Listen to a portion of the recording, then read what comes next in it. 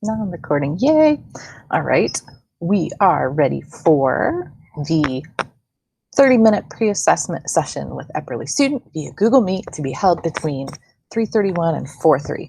So I'm going to go to, I'm already sharing. I'm going to go on up here, and actually I need to switch to present here so I can see down here and here, and here goes. So now you've already held your, you've scheduled your first, like, hey, I think I like you. I think you like me. I think we can get along session. You've held that, and now you are ready to actually say, I need to know more about you in detail. So I'm going to like probe your brain. So that's what this is all about. And there are some additional tasks related to it. I just want to draw your attention to, again, though, the time frame for it is between March 31st and April 3rd. You have like 4 days to complete this pre-assessment session. And when I put the due dates in for these, if you hadn't noticed, I put the due date in as the final day of the window that's open for this part of the assessment or part of the task. So that's what you're seeing. So step one for the pre-assessment task. Hey, I like you. We're good friends now. Yay. Now you have to schedule a 30-minute Google Meet with one of my kiddos using your Google Classroom. So the processes you've used before, you've already figured out which kid answers what, how. You have email options. You now have a shared Google Classroom you can communicate within. My kids suggested that there is a private comment section in Google Classroom, which I've not used yet. And if I spend time doing that right now, I'll probably lose track of my brain. So I'm not going to do that. But you figure out what works best for communicating with them, but everything always has to be based within that Google Calendar. So I know and they know that you have an online learning pattern and routine for how you're going to set appointments. So 30 minutes for pre-assessment. Step two, walk through what do they do when they are e-learning right now.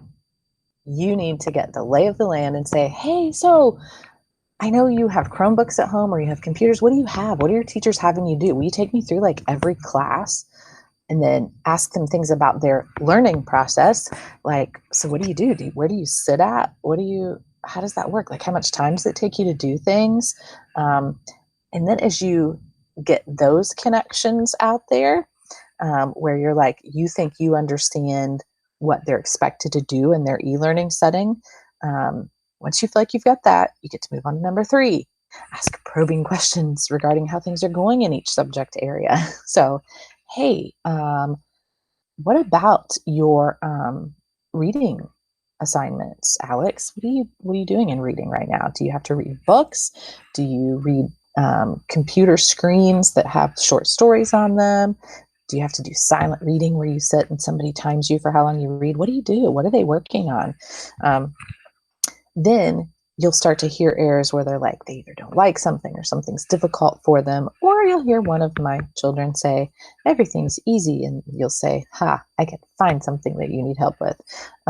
So they talk about what's more fun, what's more interesting. And again, you can be recording this if you've gained their consent, or you can just take notes, whichever way works. Next, back to three, probing questions. When you are thinking about this, good, you can hear my cat scratching the couch in the background. I created a document that we all need to jump into and share ideas with one another in. So when you are thinking about what to talk about and what to ask, this would be a space for you to write down topics to consider when developing plans. Let's see. I already said one, interests. What are some things you could say or talk about related to interests? Favorite thing to do when not doing e-learning? Play a sport, musical, anything. I'm just brainstorming things that might be topics or questions that could be asked. If you need to add more rows, remember, you can insert a row below by right-clicking or by going up here. I believe it's insert. That might be not. Let's go to format. And I just right click. Oh, format table. Then you can insert rows, format table rows. Point being, there is a document for you to work on collectively. I am moving out of it. Back to the task at hand. So now we can move on to 4. Your goal for this session, the 30-minute pre-assessment session, is to determine what math or English skill you can pull to say, okay, this could complement the instruction you're receiving right now through e-learning. Like, gosh, well, maybe you know this, but did you know this? Like, I'll bring a lesson in about this and we'll see if we can play around with it. Or it could be supplemental if you feel like, I think there might be a challenge for you in the area of like understanding how to simplify fractions. How about I bring in a lesson that sort of gives you a new way to look at that or reinforces that skill? Or I need to add the word enrichment to this.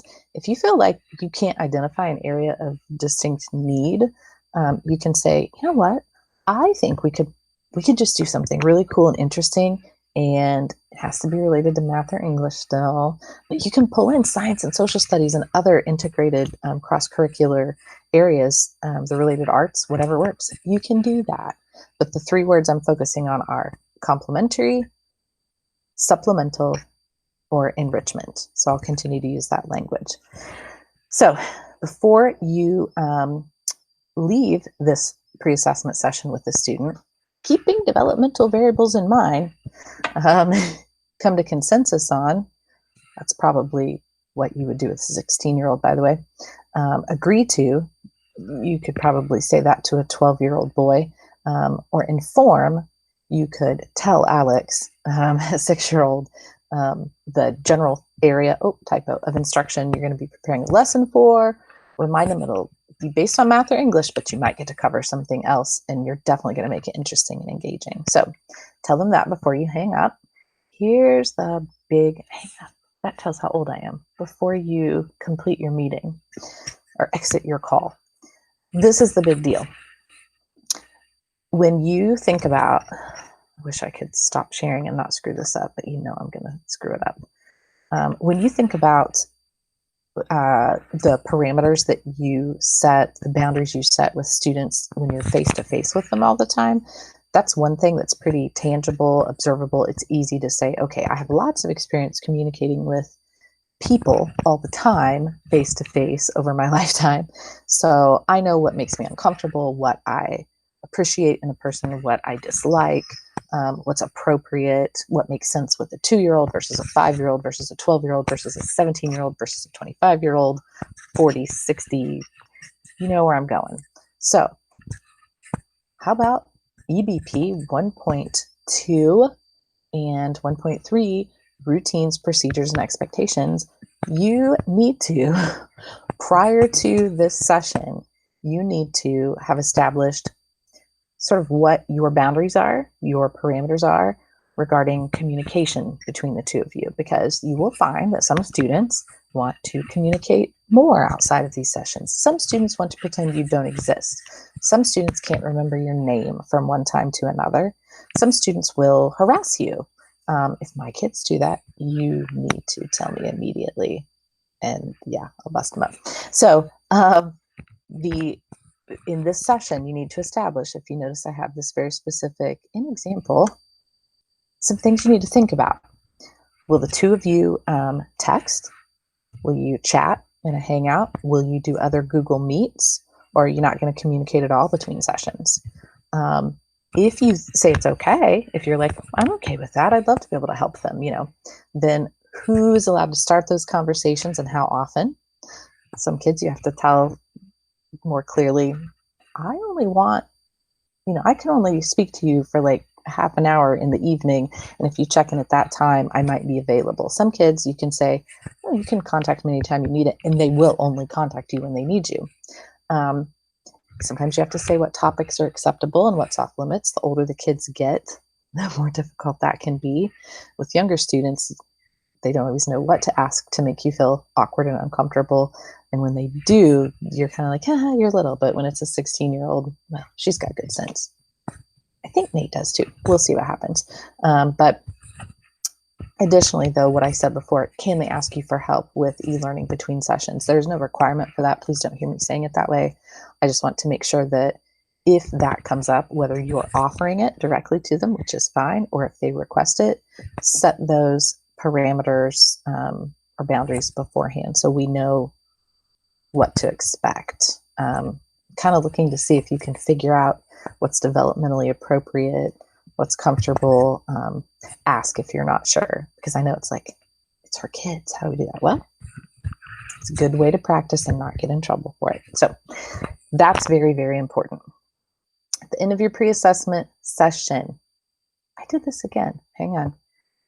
Back to number 6, I created a paper, a chart, so you can, as a group, establish what some of the areas of concern are that might come up. And I'm just going to put one down that I just said, and that is extra help with the learning in between sessions. How often, if at all, can they request help? Type help. How to access help.